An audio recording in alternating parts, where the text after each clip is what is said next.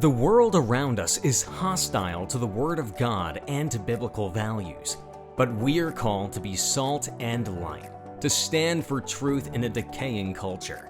We are not called to run from the fire, but be willing to step into the fire. God has placed you at this time in history on purpose and for a purpose. Join us as we get better equipped to address civics and culture from a biblical worldview. Welcome to Into the Fire, powered by Dream City Church. Let's welcome our hosts Alison Furno and Debi Vandenboom. Today's topic, Christian Roots of America. It's so important to know where we came from so we know what works and what we don't want to repeat. Yes. Right, Debbie? So I kind of want to start off today talking about the founders and, the founding documents that we have. For a lot of people that might not know, you can still go and visit these documents if you have not been to Washington, D.C. It's really cool to be able to see some of this stuff in person. And let's talk about the kind of, there's a bunch of them. So this is just the main encapsulating things that you've heard of before for sure. We have the Declaration of Independence, which was our founding document approved in 1776. So when you see people wearing those shirts and you're like, what is that? That is the Declaration of Independence. And that is when they announced the separation of 13 North American British colonies from Great Britain, asserting their right to be free and independent states. Yes. Right? So we love that. We wanted to be an independent state from all the other things that were happening around the world. And we did that with the Declaration of Independence. So after that, drafted in 1787, we have the United States Constitution. So that is the document that defines the federal government structure, right, individual rights, and limitations on power. Right. And so, what did you have which they largely ignored today, but right, that's a whole separate podcast. Yes, so we'll get into it a little bit, and this is, part of where the legal system gets its grounding, and right. So when they have court cases, they make decisions, they go back to interpreting the Constitution, and that's where a lot of you see the different parties. They really interpret the Constitution differently. Yes. And the big debate is always, what did the founders intend when they wrote this? Right. And so diving into these and kind of having a basic understanding of these is really important, and also helps us with right now when we're trying to figure out how should things be, what laws need to be changed or adjusted. The Constitution is our guide. And the last one here is the Bill of Rights that was added in 1791. And these are the first 10 amendments, and they're talking about protecting individual liberties and limit government authority.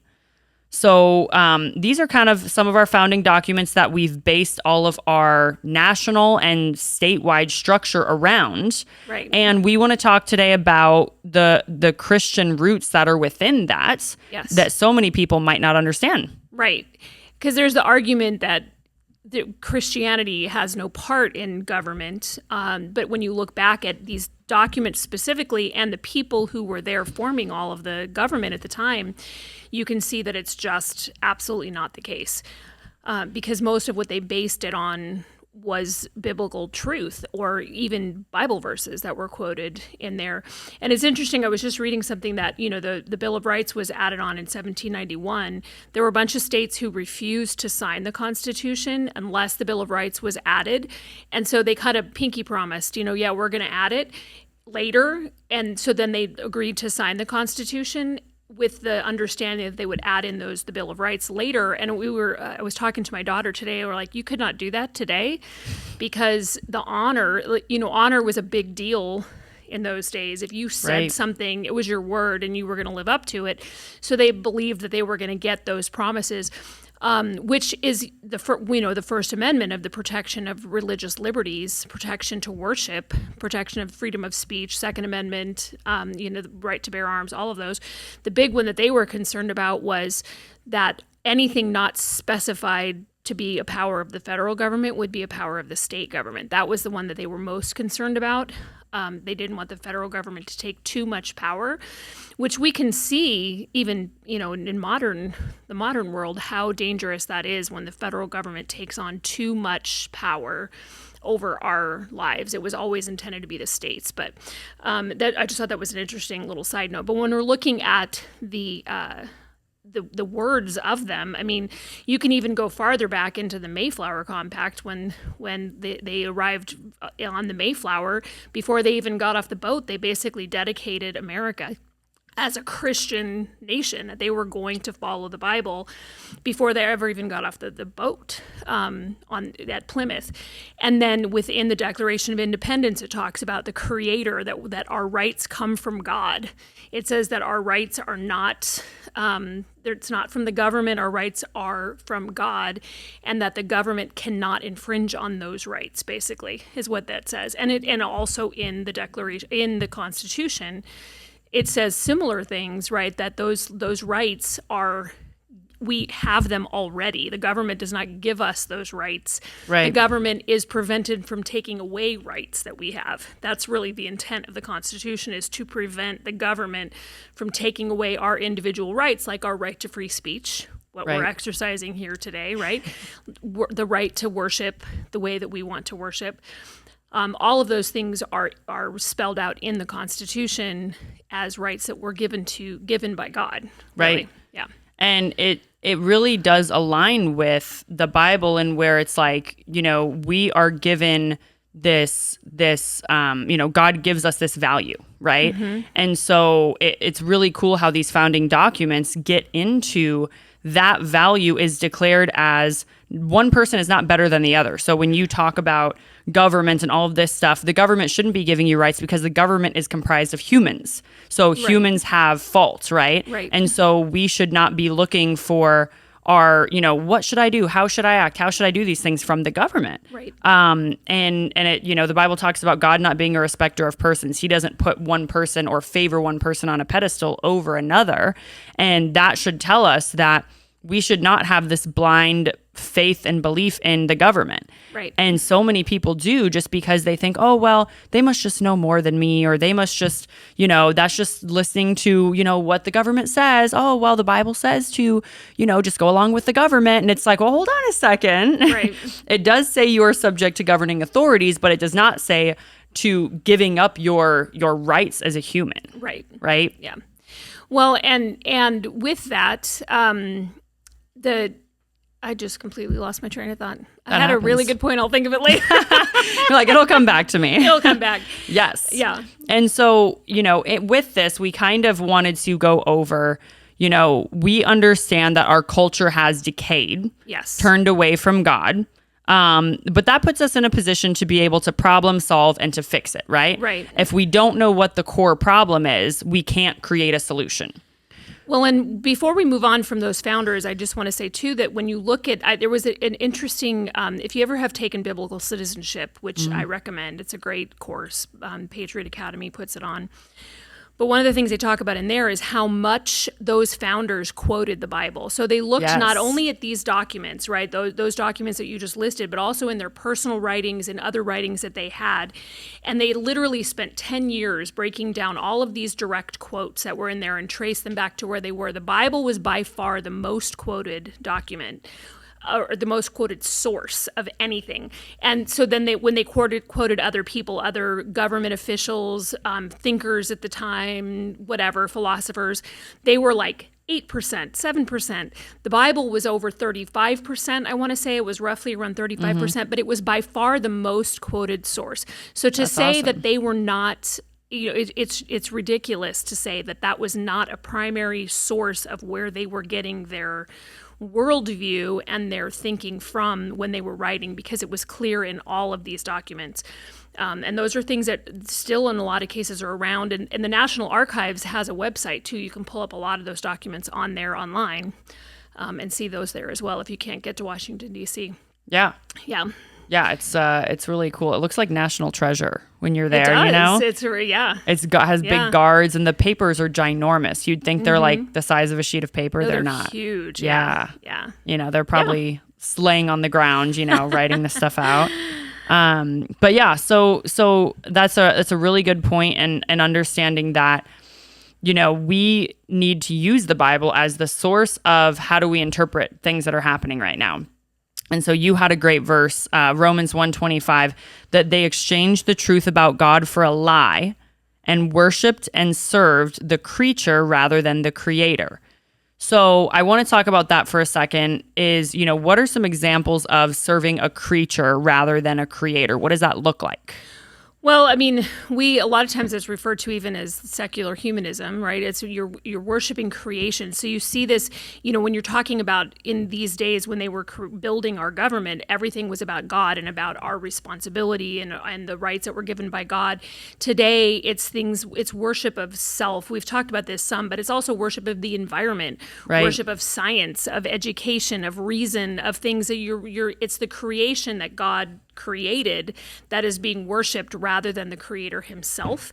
And we've switched to relying on science, which changes, right? I mean, you can look, it's really silly to think that science is fact because it changes over time. I mean, the things that we know are different from the things that they knew 100 years ago, and those things change what we learn, what we know in the realm of science, but all of those things are from the creator, right? So it has nothing to do with worshiping the creation, but we see that a lot today, worshiping education, worshiping your own body, right? With all of the sexual revolution and abortion and all of those things, it's worshiping the creation rather than worshiping the creator. And I think there's an important distinction, and you kind of brought it up a little bit, but there's a misplaced value in those things. Those Correct. Things in themselves, not all of them, but most of them or a lot of them aren't always bad things, right? No, they're important. Just right? like money is not a bad thing, but if you misplace money as your value, and that's what your purpose is, right? Yes. And it's like the same thing with science. Science has its place, and science proves the God. I mean, science goes through and proves. We find documents from the Bible. We find things that prove the existence of God in so many ways. Yep.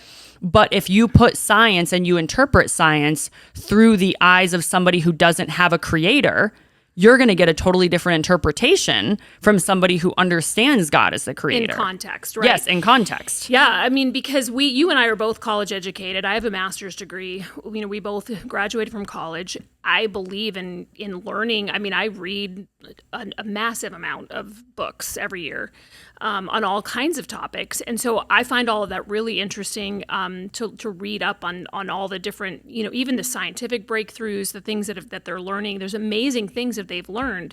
But again, that's not the creator. It's the difference between worshiping, when you're talking about environmental science, right? Are we worshiping the earth? Or do we have dominion over the earth and therefore the responsibility to take care of it?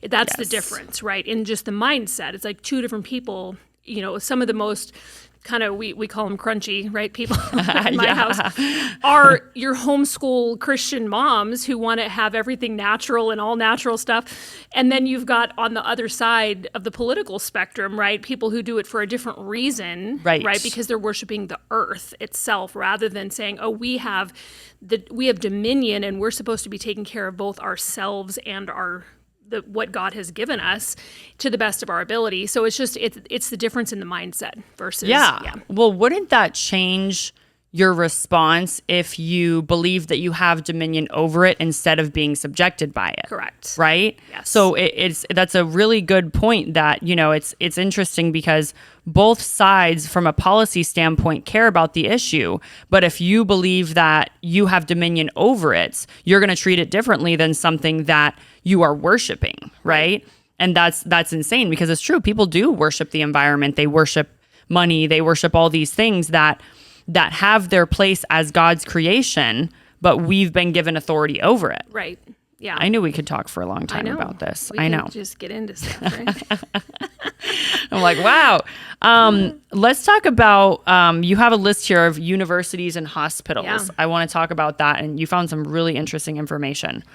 Yeah. So even, do you want to do the public school thing first and then go into the hospitals? Yeah. Because I think that kind of leads into that a little bit in that one of the cool things that I think people don't understand is, so there's a thing called the Northwest Ordinance, which was in 1787, the same year that the Constitution was written. So these are all the same people, right? And they were talking about, this was before we had the United States. It was still under the I forget what it was, the Confederate Congress, I think was what it was called, Confederation Congress, the Articles of Confederacy, when they had first, I knew I would get there eventually if I kept talking. Kept saying words, eventually the right combination of them would come out. Yeah, Before we were living under the Constitution, we had a more Right. loosely based idea, and they had a Congress. And so it was those same people that created and approved the Constitution, had this Northwest ordinance that was talking about how you could admit new states into that. And so one of them was that you couldn't have slavery, you had to have religious freedom, there were certain laws like about protecting our individual liberties, our religious freedom, but also I love the way that it states this. It says that religion, morality, and knowledge being necessary to good government and the happiness of mankind, schools and the means of education, meaning the funding, shall forever be encouraged. So they were saying that education, the purpose of education was to teach religion, morality, and knowledge. And so all the schools at that time used the Bible Right. as their basis, and even some of the primers and the things that they have, some people pronounce them primers, those original books that they used to teach all contained Bible verses. If you look back, I have a set of them, an old set, and they all contain Bible verses. They talk about Adam and Eve and Noah, and all of those things were in those books that they used in school originally. And you couldn't get public funding unless that. And that was even upheld in 1844. So there was a Supreme Court case, it's Vidal versus Girard's Executors, which sounds so exciting. Yeah. Not at all boring, but the court ruled unanimously 9-0. So think about that. I mean, how often does the court rule unanimously today? That the Bible could not be extracted from education. So it was like somebody from France that wanted to leave money to run a school, but the only stipulation was that it couldn't be a religious school. They couldn't have, and they were saying that public school had to have the Bible in it, and that the state could not accept this money. So the city of Philadelphia could not accept this money because they could not remove the Bible from public education. So you couldn't have public government funding of schools. This was in 1844. So to say, like the way that, if you think about how it is now, which we're going to talk about here in a minute, going into that, but to say how it is now, that it was always supposed to be that way, right? That it was Right. never supposed to be Christian, that like this has been added in new. Well, no, it's new that they've removed it from schools. It's Correct. always been the case, and it was always tied to funding, even of public education, because that was the whole point. Right. To make good citizens, they needed to have Christian character and Christian values. Right. And that's something, I can't remember where I heard this from, but it always, is something that's interesting to me, that people know that even if you're not a Christian, you know that you benefit from living in a Christian society because the morals and the values that come with it are part of what makes America such an amazing country to live in. Right. And so it's so interesting that even back then, I'm sure there were people that didn't always believe every single thing, but they said, this is what we need to Right. keep our society and our culture grounded. And there were arguments over which Bible and which Right. version, and whether it was Catholic or Protestant or whatever. There were some, knockdown, drag out brawls over that kind of Yeah. thing. But it was understood that was a Yes. principle. That was the purpose of education, of public school education. Mm-hmm. So then going in, if you want to ask your question about the hospitals again, I just didn't want to skip that because I feel like that's such a good context to talk about what we're going to talk about here in a minute. Yeah. Well, no, that's really, I wanted to talk about how the hospitals and what other things were started by Christians with some of these old dates. Yeah, so I found just some interesting information about how the 3 oldest hospitals in the United States were all started by Christians, and they each remain a leader today in the innovation of modern healthcare practices. So they were, because when you look back at in America, but really across the world, but in America too, hospitals, schools, orphanages, universities, those things that make society better were largely started, funded, run, staffed by Christians. Mm-hmm. They still are in a lot of the nonprofits, like the groups that help homeless people, that help unwed mothers that help, whatever you name those things. A lot of those charities are still run and volunteered staff by Christians. But back in a long time ago, at the beginning of our country, Pennsylvania Hospital, which was founded in 1751 by Quakers, right, is still highly ranked. New York Presbyterian Hospital, which was founded in 1771, also by an Episcopal Christian. And then Massachusetts General, founded in 1811 by a reverend, by a pastor, who was motivated by Christian charity for the poor. And it's currently ranked number 4 in the nation, Massachusetts General.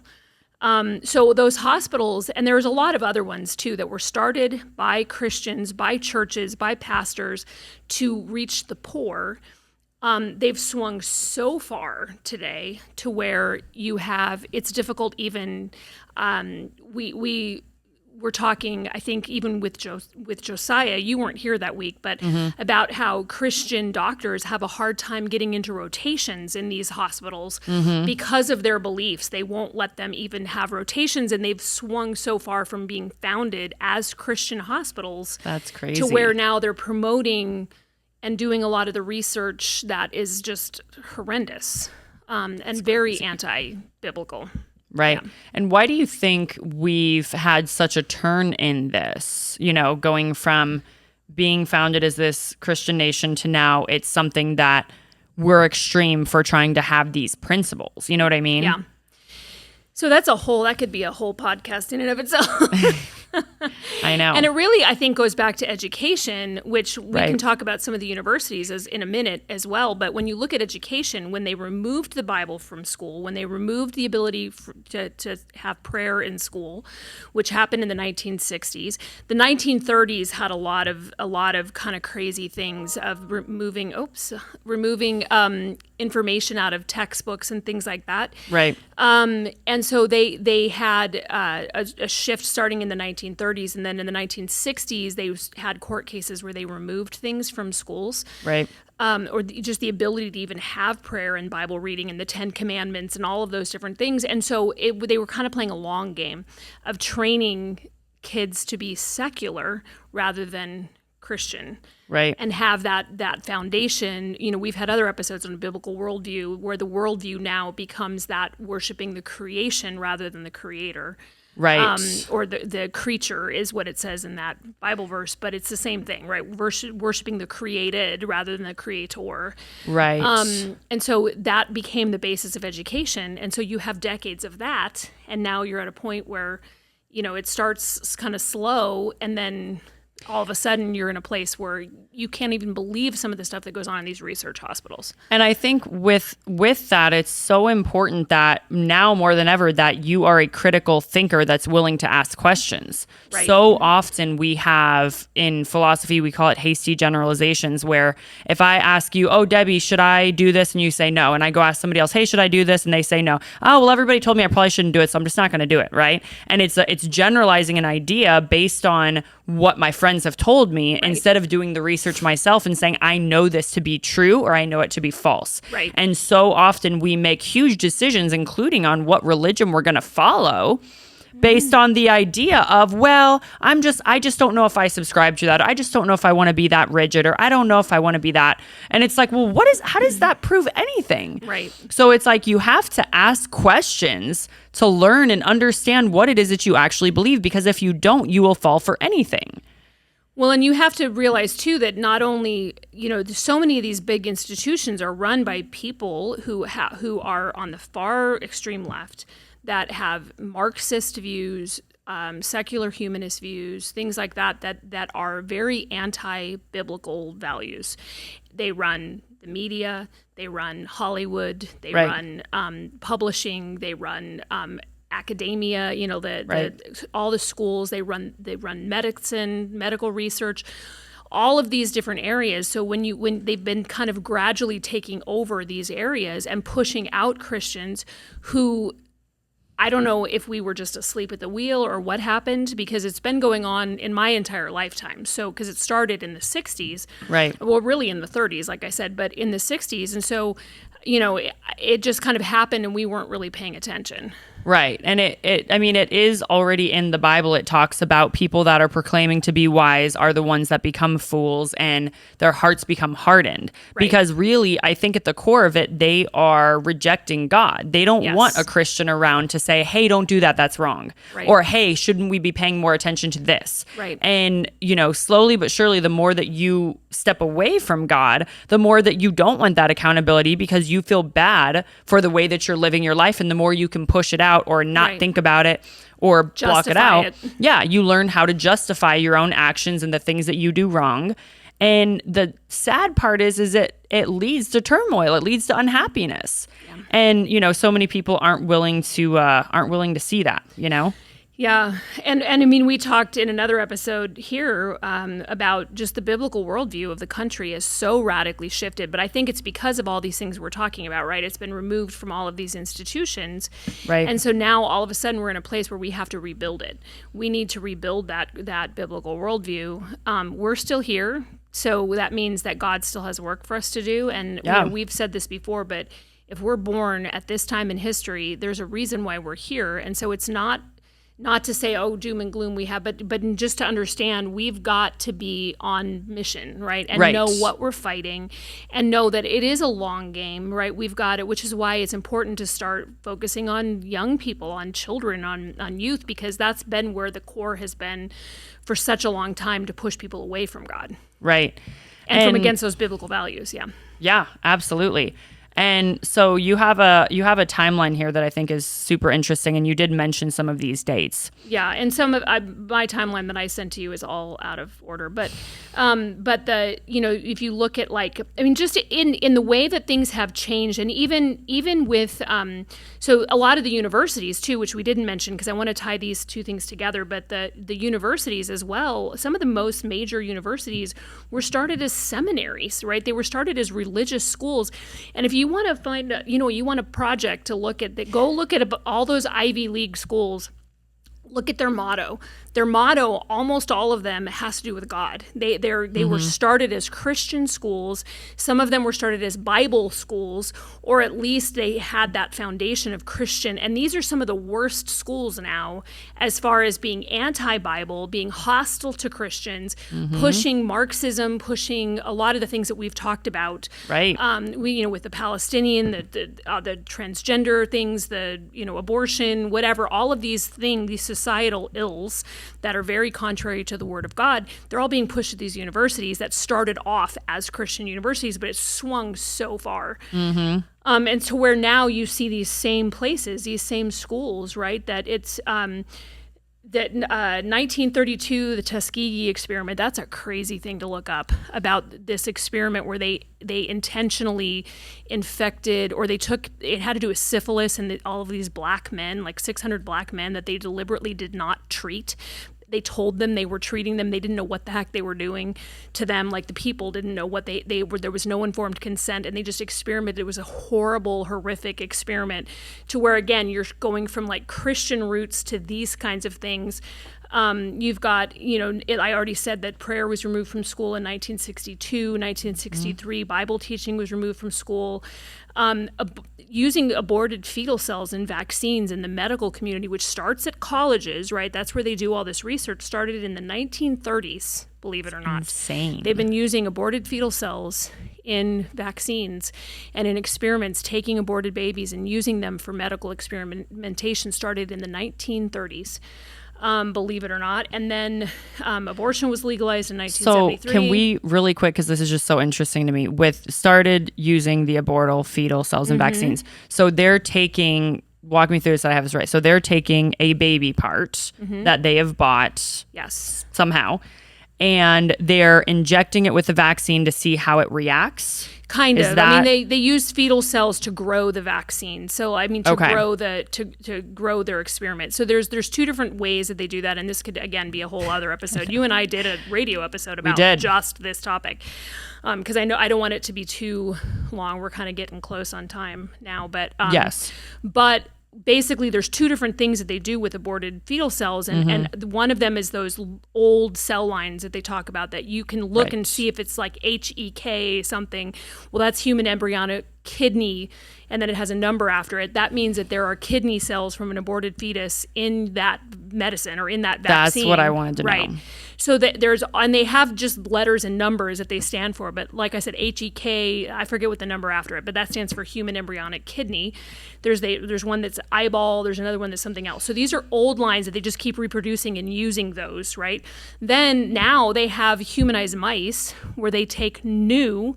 This is, I think, honestly, this is my opinion, but I feel like it's pretty valid from all the research that I've done. Why they're so intent on keeping second trimester abortion available is because those second trimester babies, because of the way the procedure is, they're not damaged by drugs. In the second trimester, they can do it in such a way that they can keep those organs intact. And they take pieces of organs and literally implant them into mice that have been genetically engineered to.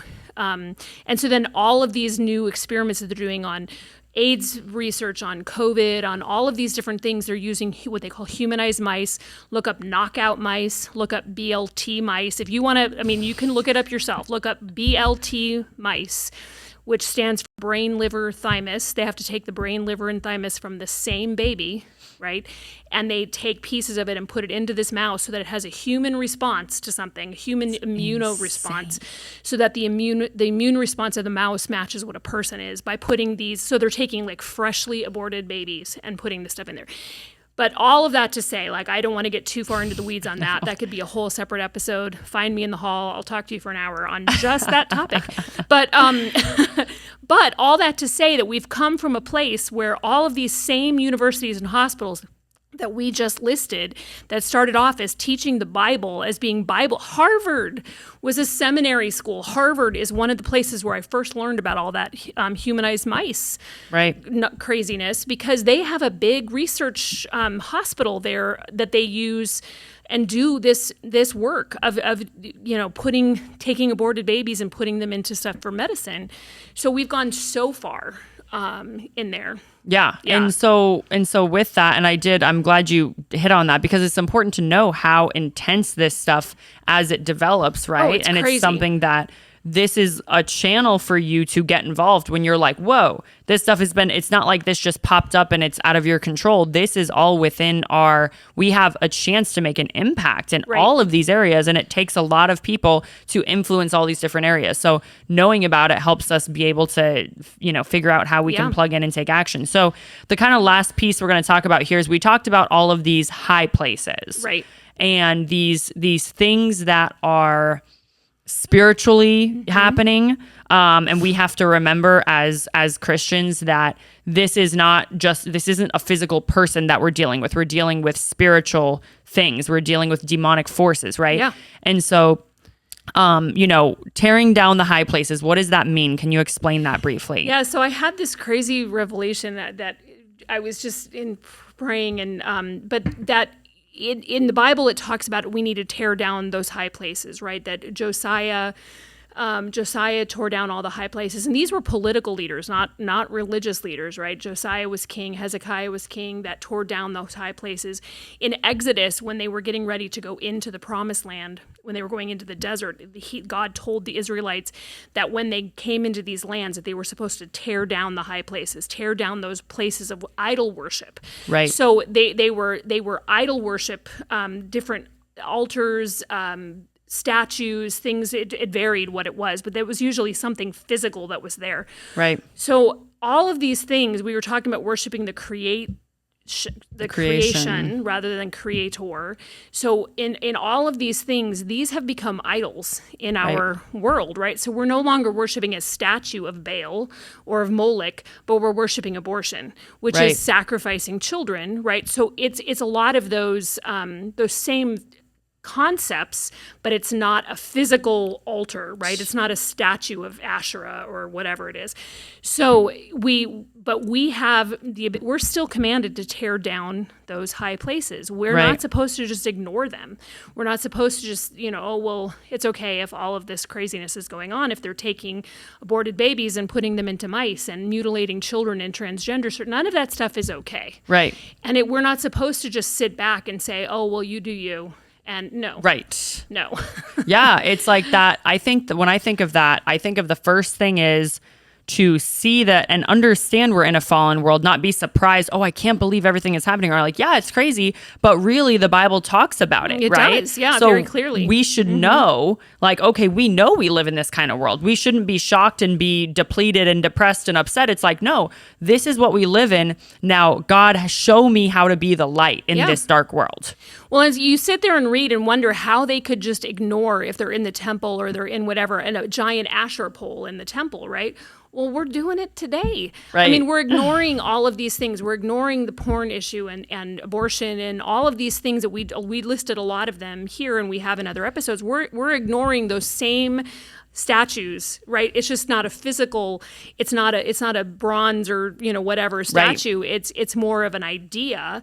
And there are laws that set those things up. And so one of the ways that we can contribute to tearing down those high places is by voting. Right. And by making sure that the people we put in are not people who are going to worship the creation, but are going to worship the Creator, or at the very least, even if they're not Christian themselves, believe in those same values right. that are not going to allow that stuff to go forward. So we do have a lot of power because of the way that our government is structured, because of all the things that were put into these original documents and the rights that we have not been taken from us. We have the authority and the ability to go in and make those changes by standing up and using that political power that we have to elect the right people, to contribute into civics, to vote, all of those things. So start thinking of those as you are tearing down those high places or helping to tear them down. That was a wonderful finish. I was like, wow, that is great. And it's completely true. It's what can we do right now? So we need to pray about those things and say, God, where do you see me? Where do you want me to go? And what do you want me tearing down, right? From the spiritual standpoint, and then physically, like you're saying, go out and actually take action. We are going out and voting. We're talking about our values. Exposing those. Right. Exposing those things. Of the stuff that you've never heard of, like a knockout mouse. Yeah. You can't have a conversation with me. If I meet somebody new, all of a sudden we're going into I'm like, you didn't know that they, experiment on humanized mice? What? And, it's like, but it's interesting. It's like when you talk to people, don't just talk about generic fun things like get into some of this stuff. It's interesting. And it's also how we get better and learn more about it. Yep. Do your own research. Pray, because there really is a lot of power in the spirit realm too, of pulling down those the high. We have the spiritual authority to do that as well. Yes. In the supernatural realm. That we do. Well, thank you so much for listening to Into the Fire, powered by Dream City Church. You can listen to this podcast on Apple and Spotify and follow us on social media. Find all the info on the show notes. To learn more about Dream City Church, visit our website at dreamcitychurch.us. Thanks for listening.